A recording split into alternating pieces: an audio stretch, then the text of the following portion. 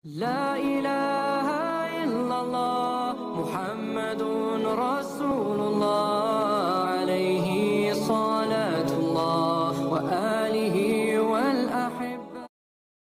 Assalamualaikum warahmatullahi wabarakatuh.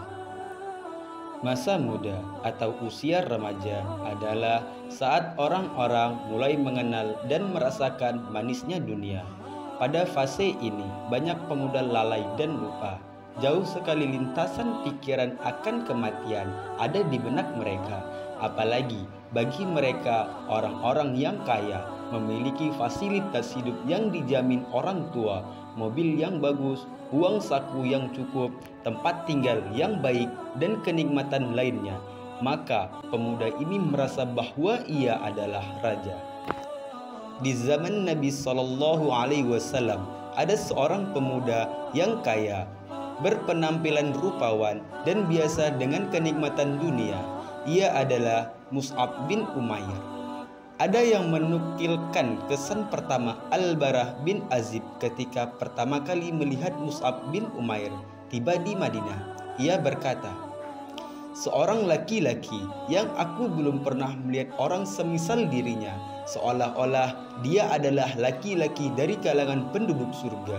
Ia adalah di antara pemuda yang paling tampan dan kaya di kota Mekah.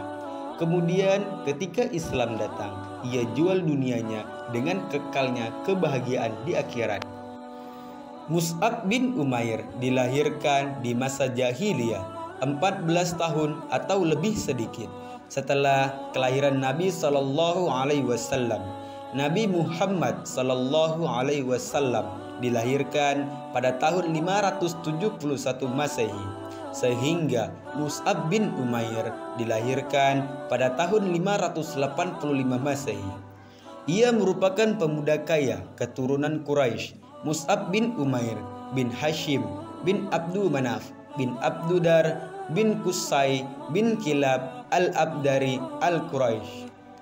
Dalam Asad al-Gabah, Imam Ibnul Atsir mengatakan, Mus'ab adalah seorang pemuda yang tampan dan rapi penampilannya. Kedua orang tuanya sangat menyayanginya. Ibunya adalah seorang wanita yang sangat kaya. Sandal Mus'ab adalah sandal Hadrami. Pakaiannya merupakan pakaian yang terbaik, dan dia adalah orang Mekah yang paling harum sehingga semerbak aroma parfumnya meninggalkan jejak di jalan yang ia lewati.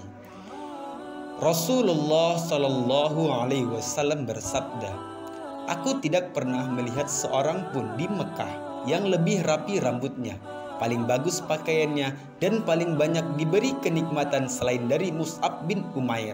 Hadis riwayat Hakim. Ibunya sangat memanjakannya, sampai-sampai saat ia tidur dihidangkan bejana makanan di dekatnya. Ketika ia terbangun dari tidurnya, maka hidangan makanan sudah ada di hadapannya. Demikianlah keadaan Mus'ab bin Umair, seorang pemuda kaya yang dapat banyak kenikmatan dunia. Kasih sayang ibunya membuatnya tidak pernah merasakan kesulitan hidup dan kekurangan nikmat. Orang-orang pertama yang menyambut dakwah Islam yang dibawakan oleh Nabi Muhammad Sallallahu Alaihi Wasallam adalah istri beliau, yaitu Khadijah, sepupu beliau Ali bin Abi Thalib, dan anak angkat beliau Zaid bin Harithah radhiyallahu anhu.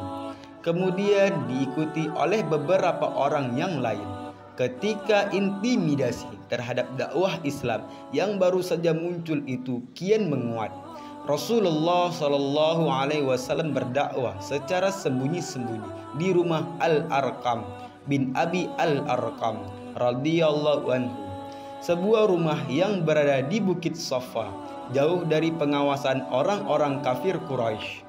Mus'ab bin Umair yang hidup di lingkungan jahiliyah, penyembah berhala, pencandu kamar, penggemar pesta dan nyanyian, Allah memberi cahaya di hatinya sehingga ia mampu membedakan manakah agama yang lurus dan mana agama yang menyimpang, manakah ajaran seorang nabi dan mana yang hanya warisan nenek moyang semata.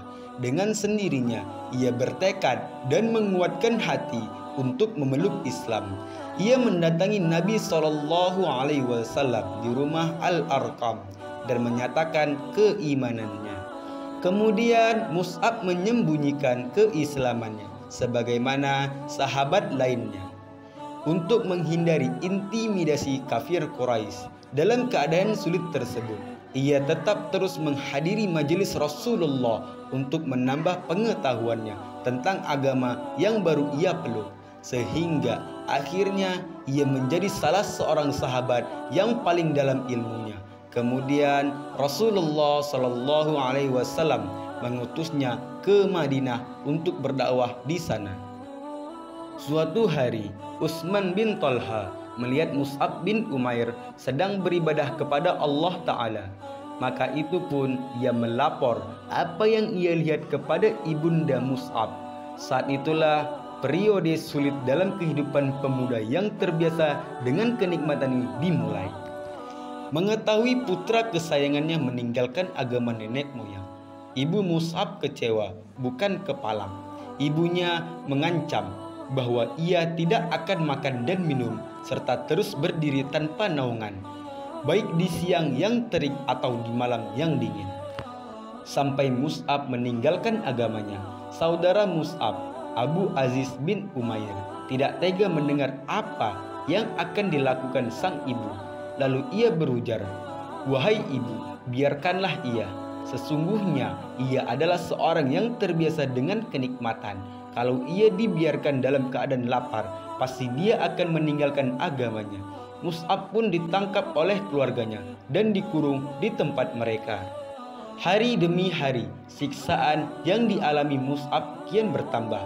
Tidak hanya diisolasi dari pergaulannya, Mus'ab juga mendapat siksaan secara fisik. Ibunya yang dulu sangat menyayanginya kini tega melakukan penyiksaan terhadapnya. Warna kulitnya berubah karena luka-luka siksa yang menderanya. Tubuhnya yang dulu berisi mulai terlihat kurus. Berubahlah kehidupan pemuda kaya raya itu. Tidak ada lagi fasilitas kelas 1 yang ia nikmati. Pakaian, makanan, dan minumannya semua berubah. Ali bin Abi Thalib berkata, "Suatu hari kami duduk bersama Rasulullah SAW di masjid. Lalu muncullah Mus'ab bin Umair dengan mengenakan kain burda yang kasar dan memiliki tambalan. Ketika Rasulullah SAW melihatnya, beliau pun menangis, teringat akan kenikmatan yang ia dapatkan dahulu, yaitu sebelum memeluk Islam, dibandingkan dengan keadaannya yang sekarang." Hadis riwayat Tirmizi nomor 2476. Zubair Al-Awam mengatakan, suatu ketika Rasulullah SAW sedang duduk dengan para sahabatnya di Masjid Kubah. Lalu muncullah Mus'ab bin Umair dengan kain burdah, yaitu jenis kain yang kasar, yang tidak menutupi tubuhnya secara utuh. Orang-orang pun menunduk, lalu ia mendekat dan mengucapkan salam. Mereka menjawab salamnya. Lalu Nabi SAW memuji dan mengatakan hal yang baik-baik tentangnya. Dan beliau bersabda, "Sungguh aku melihat Mus'ab tatkala bersama kedua orang tuanya di Mekah. Keduanya memuliakan dia dan memberinya berbagai macam fasilitas dan kenikmatan. Tidak ada pemuda-pemuda Quraisy yang semisal dengan dirinya. Setelah itu ia tinggalkan semua itu demi menggapai ridho Allah dan menolong Rasulnya." Hadis riwayat Hakim nomor 6640. Sa'ad bin Abi Waqqas radhiyallahu anhu berkata, dahulu saat bersama orang tuanya, Mus'ab bin Umair adalah pemuda Mekah yang paling harum.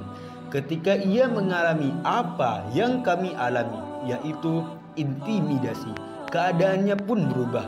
Kulitnya kulihat pecah-pecah, mengelupas, dan ia merasa tertatih-tahi. Karena hal itu, sampai-sampai tidak mampu berjalan, kami ulurkan busur kami, lalu kami papah dia.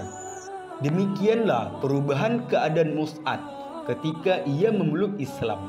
Ia mengalami penderitaan secara materi kenikmatan-kenikmatan materi yang biasa ia rasakan tidak lagi ia rasakan ketika memeluk Islam. Bahkan sampai ia tidak mendapatkan pakaian yang layak untuk dirinya.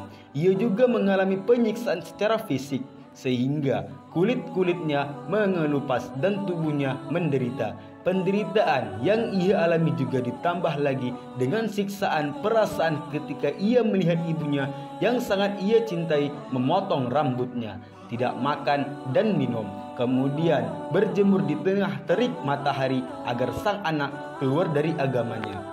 Semua yang ia alami tidak membuatnya goyah. Ia tetap teguh dengan keimanannya.